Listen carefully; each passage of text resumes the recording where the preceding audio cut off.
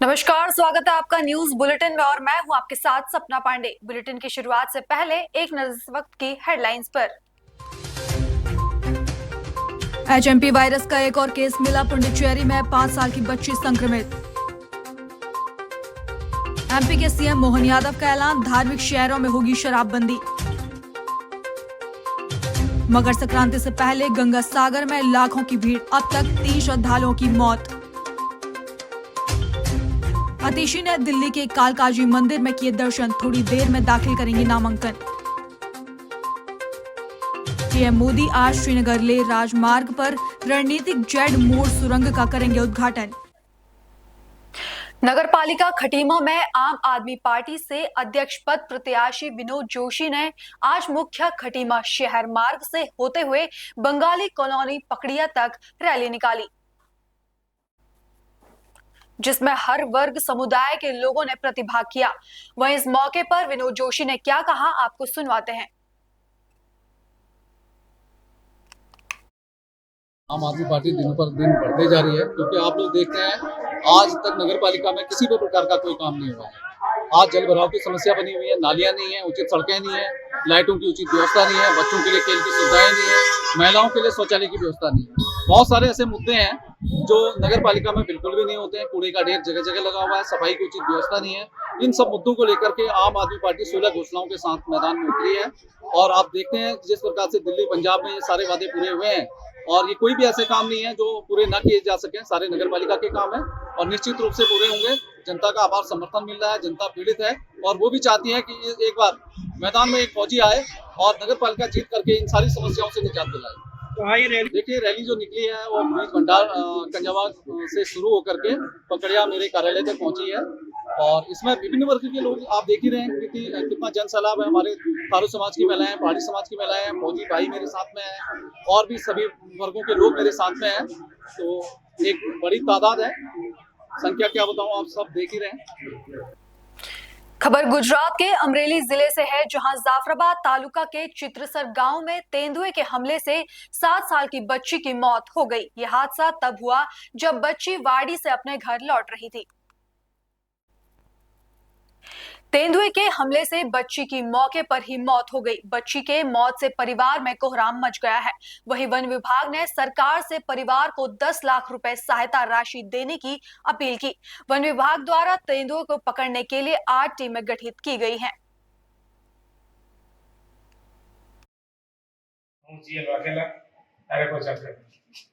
આજે ચિત્રાસર ગામે સાંજના સમયે એક દીપડા દ્વારા માનવ ઈજા થઈ, જેમાં 7 વર્ષની બાળકી કે શત્રુપાબેન બાભણિયા એમની સાથે વાડીએ હતા અને માતા પિતા અને બીજા લોકો વાડીમાં કપાસ લેતા હતા અને સાંજનો ટાઈમ હતો અને ઘરે આવવાની તૈયારી કરતા હતા। 5:30 જેવો ટાઈમ થયો હશે તો એમના પિતાની આગળ આવી જતા હતા અને મમ્મી એમની પાછળ આવી જતા હતા અને બાળકો બે ત્રણ એમના મમ્મીની પાછળ બે ત્રણ બાળકો હાલ્યા આવતા હશે। પાછળ કઈ દીકરો હશે છુપાયેલો, તો દીપડાએ અચાનક આવી અને શત્રુપાબેન ઉપર હુમલો કરી દીધો। ગળાના ભાગે ઈજા કરી દીધી, ગંભીર ઈજાને કારણે એમનું ડેથ થયું છે।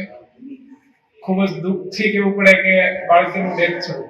તો આના માટે અમે હવે એ દીપડાને પકડવા માટે અમારી 7 થી 8 ટીમ જે ચિત્રાસર ગામ છે ગોઠવેલી છે, પિંજરા ગોઠવીએ છીએ અને દીપડાને ભલે ત્યાં સુધી વહેલામાં વહેલા અમે આ દીપડાને પકડી લઈશું।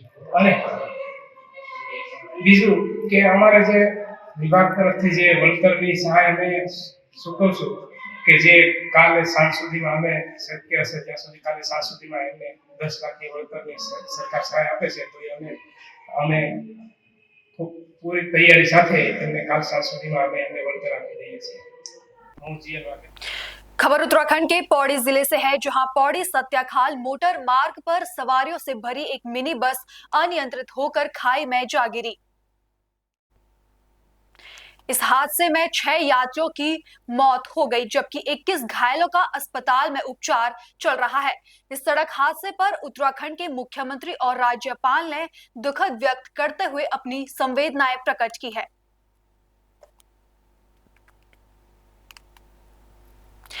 खबर महाराष्ट्र के अमरावती जिले से है, जहां अमरावती शहर के पास स्थित नांदगांव पेट MIDC की गोल्डन फाइबर कंपनी में काम करने वाले महिला और पुरुष मजदूरों की तबीयत बिगड़ने का मामला सामने आ रहा है। प्रथम दृष्टया पीने के पानी के पीने व्यक्ता होने का आदेश जताया जा रहा है। कर्मचारियों ने कंपनी प्रबंध पर लापरवाही का आरोप लगाया है। श्री ओलिवकर, अमरावती, रुक्मिणीनगर। सर आम्ही फक्त पाणीच पिलो, तिचं नाश्ता वगैरे केला नाही तर उलट्या, संडास, हे डोकं बिकं सगळं दुखत आहे। हां, काही जण तर लस सिरियस आहे। तुम्ही किती वाजता हा प्रकार घडला ना? 9 वाजतापासूनच झाला, 8-9 वाजतापासून। मग तुम्ही आतापर्यंत हॉस्पिटलमध्ये का नाही आले? नाही, आम्ही तिथल्या गोळ्या घेतल्या ना, एक गोळी दिली, ORSचे पॉकेट दिले आम्हाला, ते थोडं आम्हाला बरं वाटायला लागलं। मग किती साधारणतः किती महिला आहेत तिथं तर खूप आहे सर। किती लोकांना झालं आतापर्यंत तुमचा अंदाज 100च्या जवळपास आहे, तरी कोणाला जास्त आहे कोणाला कमी आहे। काय घटना घडलेली आहे? तुम्ही म्हणा की पोलीस स्टेशनमध्ये आणि गुन्हे देखील कंपनीमध्ये काय ते कामगारांचं तिथं नेहमीच त्या कंपनीची वाद सुरू असतात। कंपनीने नेहमी कंपनी नेहमी कामगारांना दाबून ठेवते आणि म्हणून आज सकाळी मला फोन आला की कंपनीच्या काही लोकांना विषबाधा झाली आहे, महिला आणि पुरुष दोन्ही होते। आणि मग त्याच्यातून कंपनीवाले कामगार प्रतिनिधींना कामगारांना भेटू देत नाही। तर मग मी त्यांच्याशी संपर्क साधला, जे तिथे HR होते, त्यांनी सांगितलं की प्रकरण काही नाही, 2-3 जणांचं प्रकरण आहे, फक्त पाण्यातून त्यांना पाण्यामुळे विषबाधा झाली। मात्र नंतर मला जास्त फोन आल्यावर मग मी पोलीस स्टेशनला गेलो आणि पोलीस स्टेशनला काही कामगार हे तिथं आले होते, गळलेले होते, त्यांना मी हॉस्पिटलला पाठवलं आणि पोलीसवाल्यांना सांगितलं की तुम्ही त्या कंपनीत जायला पाहिजे। तर पोलीसवाल्यांना घेऊन मी कंपनीत जेव्हा गेलो तर जवळपास 80 महिला ह्या इथं आल्या, अजून काही महिला येऊन राहिल्या आणि काही महिला या घरी आराम करण्यासाठी गेल्या। आणि सकाळपासून यांचा एकच प्रयत्न सुरू होता की हे प्रकरण अंदरच्या अंदर दबलं पाहिजे। तिथंच डॉक्टर बोलावले, तिथंच यांना गोळ्या दिल्या, ORS दिलं, पण मात्र दिवसेंदिवस जसा जसा वेळ जात होता तसा त्रास वाढत होता। इथं आल्यावरही काही महिलांना उलट्या झाल्या आणि दस्त आणि उलटीचा हा प्रकार अमानवतावादी हे सर्व कंपनी करत होती आणि त्याच्यामुळे त्या कामगारांमध्ये रोष होता। अशा प्रकारच्या भरपूर कंप्लेंट ह्या नांदगाव पेठ पोलीस स्टेशनमध्ये आहे आणि म्हणूनच या सर्व प्रकरणाची गंभीर चौकशी झाली पाहिजे, याची मागणी आम्ही कंपनीची हलगर्जी म्हणावं लागेल। कंपनीचा हलगर्जीपणा नाही, पिळवणूक सुरू आहे कामगारांची पूर्ण। म्हणजे आता तुम्ही पाहायला असाल की सकाळी 9 वाजतापासूनचं प्रकरण 2 वाजून राहील, त्यांची शिफ्ट 3 वाजता सुटते। 2:45ला आम्ही तिथं पोहोचल्यावर पोलिसांनी नंतर तिथं घेऊन आलो। म्हणजे कंपनी स्वतः कोणतेही पाठवायसाठी काही तयार नव्हतं, मात्र इथं आल्यामुळं हे सर्व प्रकरण उघडकीस आलं। यूपी के बदायूं में 1 जनवरी को SSP ऑफिस के सामने शहर के एक युवक ने आत्महत्या का प्रयास कर खुद को आग के हवाले कर दिया था, जिसे पुलिस ने तुरंत ही जिला अस्पताल पहुंचा दिया और वहां उसे बरेली रेफर कर दिया गया। बरेली के अस्पताल में उपचार के दौरान युवक की मृत्यु हो गई। प्राप्त जानकारी के अनुसार युवक का अपनी पत्नी से मनमुटाव चल रहा था, जिसके चलते उसने एक कदम उठाया। देखिए, गुलफाम के साथ जो हुआ वो अन्याय का, इनकी गुलफाम की न्याय की लड़ाई की जिम्मेदारी हम लेते हैं। थाने से लेके अदालत तक सीनियर काउंसिल लगाएंगे और गुलफाम को न्याय दिलाएंगे। क्या जो किसी के शिकार हुए हैं, जिन्होंने उकसाया है, परेशान है, तो उनके विरुद्ध कार्रवाई होनी चाहिए। हम आपके माध्यम से SSP साहब से कहना चाहते हैं कि जो लोग जिम्मेदार हैं गुलफाम की जिंदगी के खात्मे के लिए, उनके खिलाफ कार्रवाई करें। ये दुखद घड़ी में क्या कहना चाहेंगे? मेरी पूरी जो संवेदनाएं हैं उनके परिवार के साथ हैं। उनके परिवार को सहनशीलता दे और गुलफाम की आत्मा को सुकून दे, से जन्नत में आला मकाम का परवान। लेकिन जो हुआ वो बहुत गलत हुआ। तो ये भी सच है कि मैंने पार्टी हाईकमान के कहने से एक डेलीगेशन भेजा था 8 तारीख को, और वो चिकित्सकों से भी मिला था और उनके परिवार से भी मिला था। डॉक्टरों ने उसी दिन उसकी हालत जो थी वो गंभीर हो रही थी। मैं भी गया था 10 तारीख को, और उसकी माँ से मैंने बात की थी और हर संभव की मदद करने का आश्वासन भी देकर आया था। और सच्ची बात ये भी है कि लोकल पुलिस की चाहे गलती रही हो, लेकिन उसकी माँ ने एसएसपी साहब की तारीफ की थी। हमने कहा था कि एसएसपी साहब पूरा इलाज करा। तो मेरा तो फिर से दोबारा से यही कहना है एसएसपी साहब से कि पूरे जिले के एसओ को ये निर्देशित करें कि गरीबों की सुनवाई तुरंत होनी चाहिए, ताकि गुलफाम जैसा प्रकरण दोबारा न हो सके। खबरों का सिलसिला आगे भी जारी है, लेकिन फिलहाल लेते हैं एक छोटा सा ब्रेक।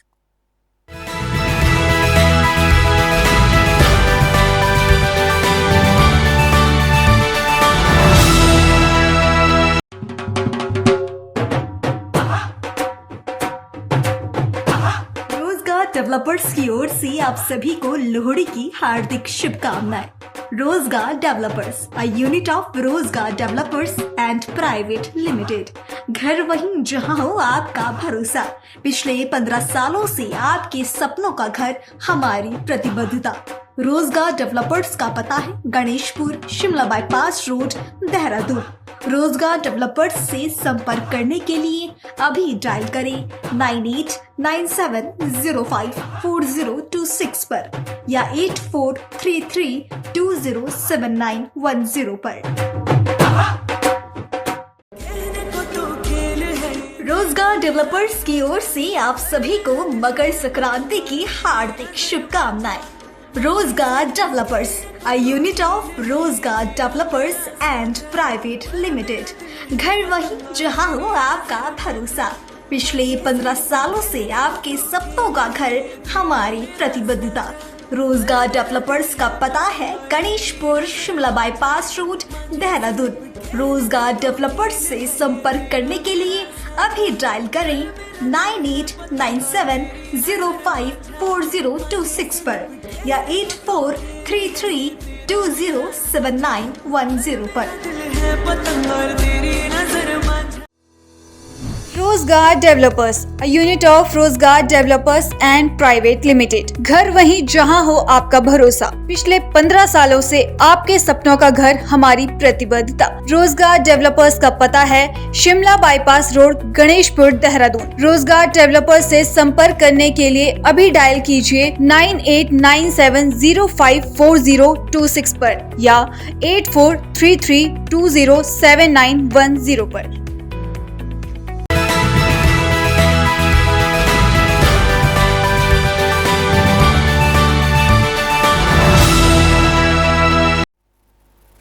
ब्रेक के बाद आपका फिर से स्वागत है। हरियाणा के जिंद में उपायुक्त मोहम्मद इमरान रजा ने समाधान शिविर में नागरिकों की शिकायतों पर सुनवाई करते हुए अधिकारियों को इन शिकायतों के यथाशीघ्र निपटने के निर्देश दिए।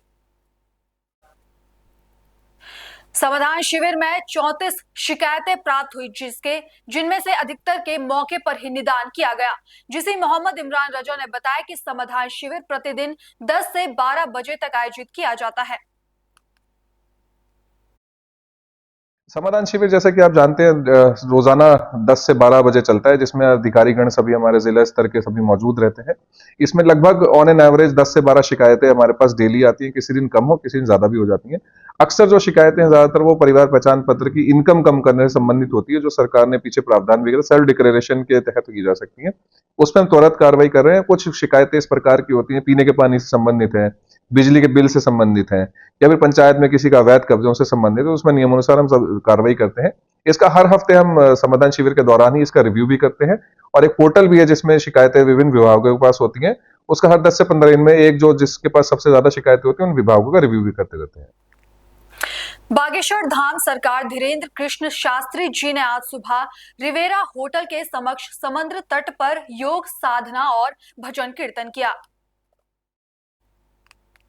इस दौरान उन्होंने बागेश्वर धाम के करीब 200 परिवारों के साथ समय बिताया। उन्होंने कहा कि हिंदू राष्ट्र और निर्माण श्री जगन्नाथ जी के धाम से ही होगा, और इसके लिए उन्होंने सभा से समर्थन देने की अपील की। जय क्षीर सागर भगवान की बहुत अद्भुत दर्शन रहा, और यहाँ की भक्ति भावना बहुत अद्भुत है। उड़ीसा प्रदेश आध्यात्मिक प्रदेश है। जगन्नाथ महाप्रभु के दर्शन करके मन हमारा गदगद है। महाप्रसाद पाकर बहुत मन प्रसन्न है।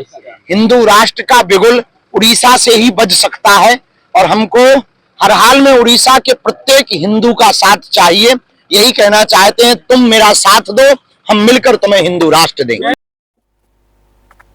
मध्य प्रदेश की छिंदवाड़ा पुलिस को बड़ी सफलता मिली है, जहां पुलिस ने अंतर्राज्यीय चोर गिरोह के सदस्यों को गिरफ्तार कर उनके पास से लाखों रुपए के चोरी किए सोने और चांदी के जेवर बरामद किए हैं। पकड़े गए आरोपियों के विरुद्ध छत्तीसगढ़ राज्य में दर्जनों चोरी के अपराध दर्ज हैं और वे कई मामलों में वांटेड हैं। पुलिस अधीक्षक छिंदवाड़ा ने घटना का खुलासा करने वाली पुलिस टीम को पुरस्कृत किए जाने की घोषणा की है। 24 को चंदन गांव में एक बड़ी चोरी हुई थी, जिसमें कुछ सोने चांदी के जेवरात गए थे। इस सिलसिले में एक अंतर्राज्यीय गिरोह के 2-3 सदस्यों को पकड़ा है और ये बेसिकली रहने वाले बिलासपुर छत्तीसगढ़ के हैं और उसमें से एक व्यक्ति जो है नागपुर का भी रहने वाला है। मूलतः जो उनका मोडस ऑपरेंडी ये होता था कि जो सुने मकान होते थे उसको वो टारगेट करते थे और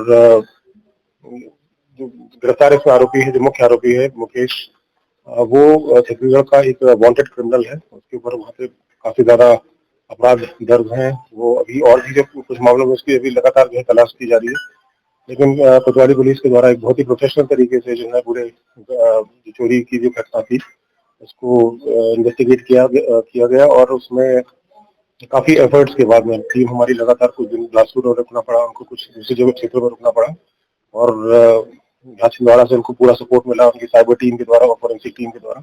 बहुत अच्छी तरीके से प्रोफेशनल तरीके से काम करते हुए हमने लगभग 12 लाख रुपए का मशरूका जो है हमने बरामद किया है और तीनों जो इसमें आरोपी है, मुख्य आरोपी, उसका सहयोगी जो कि नागपुर का रहने वाला व्यक्ति था और एक जो तीसरा व्यक्ति जो कि उनको माल बेचने में मदद करता था, उन तीनों को जो है हिरासत में लेने में सफलता हासिल की। 2 जो है वो तो बलौदा बाजार में चूंकि वहाँ के रहने वाले हैं तो वहाँ से उनके यहाँ से मशरूका भी मिला है और वो वहीं पर मिला और तीसरा व्यक्ति को जरूर जो है इन्हें ट्रैक किया और उसको जो नागपुर से पकड़ा था। 12 जनवरी को फायर सर्विस यूनिट पौड़ी को सूचना प्राप्त हुई थी कि पौड़ी देवप्रयाग रोड पर बुआखाल के पास पेड़ गिरने के कारण सड़क अवरुद्ध हो गई है और यातायात बाधित हो गया है।